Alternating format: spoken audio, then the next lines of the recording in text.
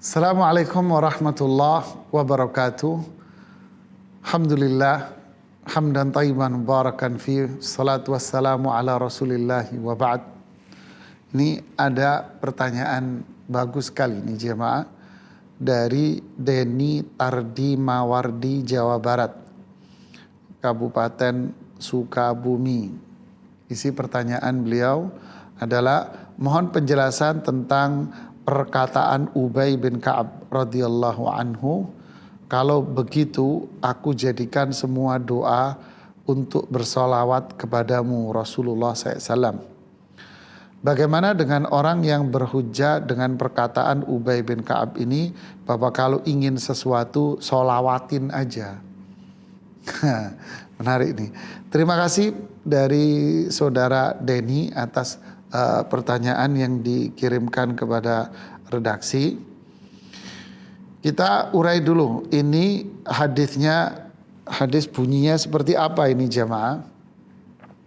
Hadisnya saya bacakan lengkapnya begini. An Ubay ibnu Ka'ab radhiyallahu anhu qal, qultu ya Rasulullah, inni ukthiru salata alaik, fakam aj'alu laka min salati. Faqal ma syi'ta. Qala qultu ar-rubu'. Qala ma syi't. Fa in zidta fahuwa khairun lak. Qultu an-nisf. Qala ma syi't. Fa in zidta fahuwa khairun lak. Qultu fa thuluthain. Qala ma syi'ta. Fa in zidta fahuwa khairun lak. Qultu aj'al laka salati kullaha. Qala idhan tukfa hammak wa yughfar laka dhanbuk. Dari Ubay bin Ka'ab radhiyallahu anhu berkata, saya berkata, wahai Rasulullah, sesungguhnya aku ini sering bersolawat kepadamu. Seberapa banyak aku jadikan solawatmu itu pada setiap doaku. Jadi setiap kali aku berdoa, berapa kadar solawatnya dalam doa itu. Rasulullah SAW menjawab, terserah kamu. Kemudian aku menjawab, seperempatnya gimana? Jadi kalau doa umpama 10 menit, 15 menit, seperempatnya buat sholawat. Itu maksudnya. Ya, kalau doanya setengah jam, ya seperempatnya dari setengah jam itu buat sholawat. Rasulullah SAW menjawab, masih terserah kamu. Kalau kamu ingin menambah, maka itu lebih baik. Lalu aku mengatakan, separuhnya ya Rasulullah. Masya Allah, ya, separuhnya katanya. Terserah kamu, jika kamu mau menambah, maka itu lebih baik buat kamu. Kemudian kalau 2/3 ya Rasulullah, beliau menjawab, terserah kamu, jika kamu mau menambah itu lebih baik. Lalu Ubay mengatakan, kalau begitu semua doaku saya ganti dengan sholawat saja. Semuanya.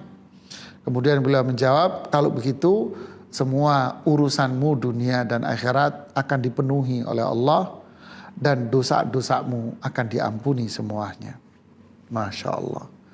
Hadis ini diriwayatkan oleh Imam Tirmidzi, riwayat Imam Ahmad, Ibnu Abi Syaibah di dalam musannafnya, Abd Ibnu Humaid di dalam musannafnya, dan diriwayat di dalam musnadnya, dan diriwayatkan oleh Imam Al-Baihaqi. Hadis ini dinilai hasan oleh Imam Al-Munziri dan dihasankan pula oleh Imam Ibnu Hajar di Fathul Bari dan disahihkan oleh Syekh Al-Albani rahimahumullahu ta'ala dalam Sahih At-Targhib wa Tarhib Imam Al-Munziri. Nah, yang menjadi permasalahan di sini para jamaah sekalian adalah ucapan, bagaimana kalau aku jadikan semua doaku ini jadi sholawat. Jadi doanya diganti dengan sholawatan semuanya.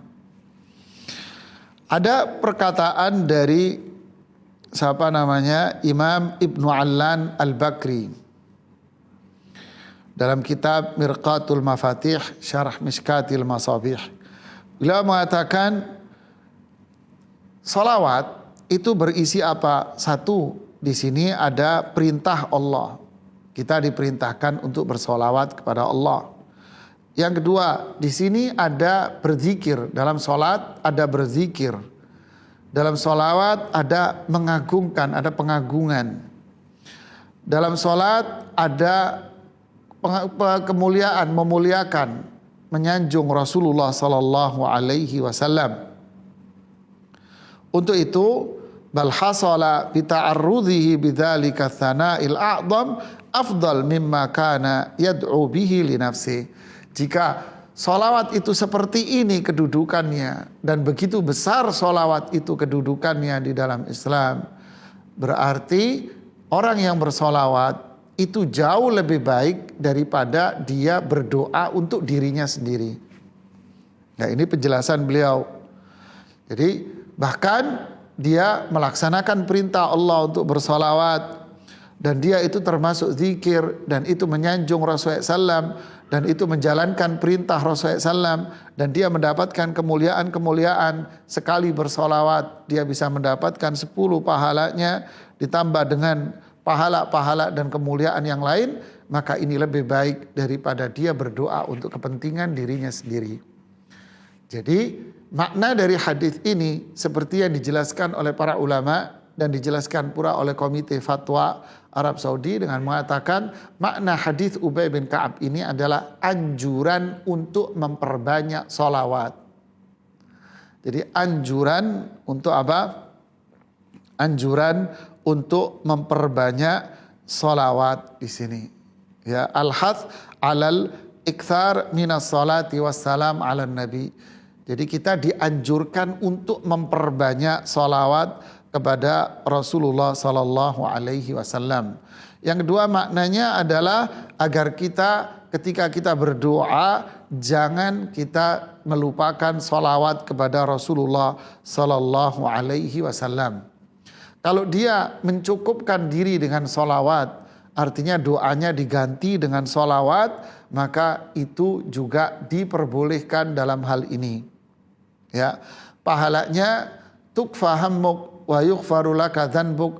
Jadi keinginan apa yang dia inginkan, problematika dia dunia, bahkan ada yang mengatakan itu di akhirat juga akan diringankan dan dipenuhi sama Allah Subhanahu wa taala, dan dosa-dosanya diampuni semuanya. Tapi para jamaah, para ulama juga mengatakan bukan berarti kita dari sini sudah tidak berdoa lagi. Cukup kita bersolawat, tentu tidak. Ya, Rasulullah SAW mengajarkan kepada kita banyak sekali doa yang beraneka ragam di dalam hadis-hadis yang menjelaskan tentang doa-doa Rasulullah Sallallahu Alaihi Wasallam. Rasulullah SAW juga mengajarkan kepada kita doa-doa yang bersifat muqayyad, dibatasi dengan tempat, dengan ruangan, dengan kondisi tertentu. Ya, doa-doa sangat banyak sekali. Zikir-zikir juga Rasulullah SAW mengajarkan kepada kita zikir yang bersifat mutlak dan zikir yang bersifat muqayyad, zikir pagi, zikir sore, zikir masuk rumah dan sebagainya dan sebagainya, sangat banyak sekali. Bukan berarti kita meninggalkan doa dan meninggalkan zikir, tidak, tetapi ini anjuran memperbanyak sholawat. Nah, adapun hadis ini dijadikan dalil oleh sebagian orang yang mengatakan kalau kamu ingin punya sesuatu maka kamu sholawati barang itu. Jadi kalau pengen ngelihat orang punya motor bagus maka berdiri di samping motornya lalu sholawatin motornya. Jadi kalau pengen rumah, ya kalau di Jakarta ya rumah daerah yang paling mentereng ya rumah di Menteng umpama. Ya duduk di rumah orang yang mentereng di kota Anda, terus ngambil kursi, ya Anda ngambil kursi duduk di depan rumah orang yang paling mewah, sholawatin lah. Kira-kira pandangan orang kepada Anda apa? Mungkin orang yang mengatakan ini orang sehat atau apa enggak gitu ya jamaah ya. Tentu hadis ini tidak mengarah kepada situ sama sekali dan tidak ada tuntunan apalagi syariah, apalagi dalil yang mengarah kepada situ. Murni ini adalah karangan dan bikinan manusia yang bid'ah saja. Ya, jadi maknanya adalah perbanyak sholawat kepada Rasulullah Sallallahu Alaihi Wasallam. Kalau mau doa, mulailah dengan sholawat. Atau doanya diganti dengan sholawat kepada Rasulullah SAW.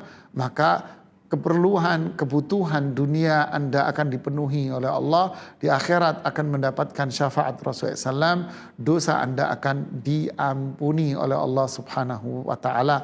Jadi perbanyak untuk mendapatkan kemuliaan dan keberkahan yang begitu besar, yang berlimpah. Bukan maknanya adalah ngelihat barang terus Anda sholawati. Tidak, itu sama sekali tidak pernah diajarkan oleh Rasulullah SAW. Justru kalau kita menginginkan sesuatu, realistislah dalam menginginkan sesuatu.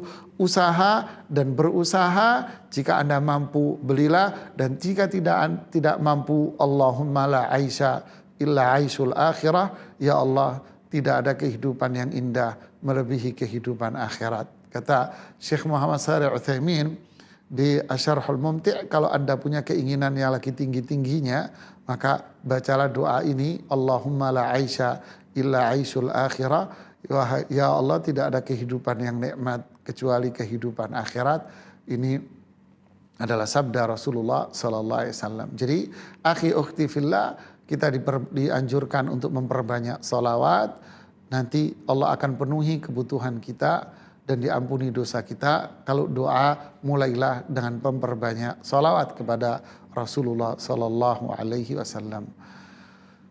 Wa sallallahu wasallam ala rasulina wa alihi wa sahbihi wa subhanakallahumma bihamdik asyhadu an la ilaha illa anta astaghfiruka wa atubu ilaik. Assalamualaikum warahmatullahi wabarakatuh.